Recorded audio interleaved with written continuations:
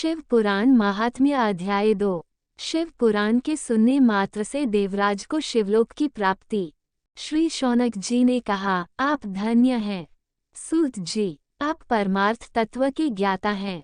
आपने हम पर कृपा करके हमें यह अद्भुत और दिव्य कथा सुनाई है।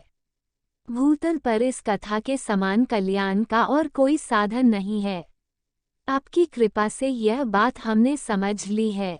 सूत जी, इस कथा के द्वारा कौन से पापी शुद्ध होते हैं, उन्हें कृपापूर्वक बताकर इस जगत को कृतार्थ कीजिए। सूत जी बोले, मुनि, जो मनुष्य पाप, दुराचार तथा काम, क्रोध, मद, लोभ में निरंतर डूबे रहते हैं, वे भी शिव पुराण पढ़ने अथवा सुनने से शुद्ध हो जाते हैं तथा उनके पापों का पूर्णतया नाश हो जाता है।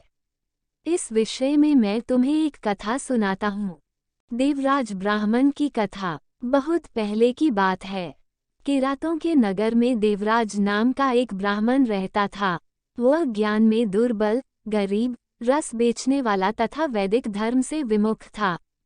वह स्नान संध्या नहीं करता था तथा उसमें वैश्य वृत्ति बढ़ती ही जा रही थी।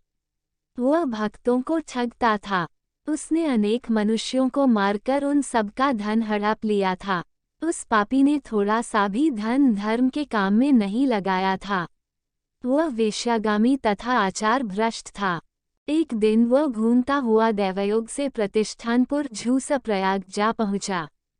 वहां उसने एक शिवालय देखा, जहां बहुत से साधु महात्मा एकत्र हुए थे। देवराज वहीं ठहर गया। वहां रात में उसे ज्वर आ गया और उसे बड़ी पीड़ा होने लगी। वहीं पर एक ब्राह्मण देवता शिव पुराण की कथा सुना रहे थे। ज्वर में पड़ा देवराज भी ब्राह्मण के मुख से शिव कथा को निरंतर सुनता रहता था। एक मास बाद देवराज ज्वर से पीड़ित अवस्था में चल बसा। यमराज के दूत उसे बांधकर यमपुरी ले गए। तभी वहां शिवलोक से भगवान शिव के पार्षदगण आ गए। वे कर्पूर के समान उज्ज्वल थे। उनके हाथ में त्रिशूल, संपूर्ण शरीर पर भस्म और गले में रुद्राक्ष की माला उनके शरीर की शोभा बढ़ा रही थी।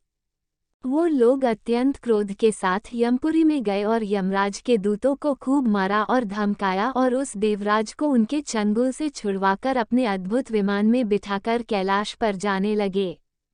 यमपुरी में तब बहुत कोलाहल मच गया था, जिसे सुनकर धर्मराज अपने भवन से बाहर निकले। तब भगवान शिव के उन दूत को देखकर धर्मराज ने अपने ज्ञान दृष्टि से सब कुछ जान लिया और उनकी पूजा की। उन्होंने भय के कारण उन दूत को कोई भी प्रश्न नहीं किया। और फिर वह दूत कैलाश को निकल गए और वहां पहुंचकर उन्होंने देवराज को भगवान शिव के हाथों में सौंपा। इस प्रकार शिव पुराण केवल श्रवण मात्र से देवराज को शिवलोक प्राप्त हुआ। इस प्रकार शिव पुराण दूसरा अध्याय समाप्त हुआ। यदि आपको ये स्टोरी पसंद आई हो तो वीडियो को लाइक करें, शेयर करें और चैनल को सब्सक्राइब करना ना भूलें। धन्यवाद।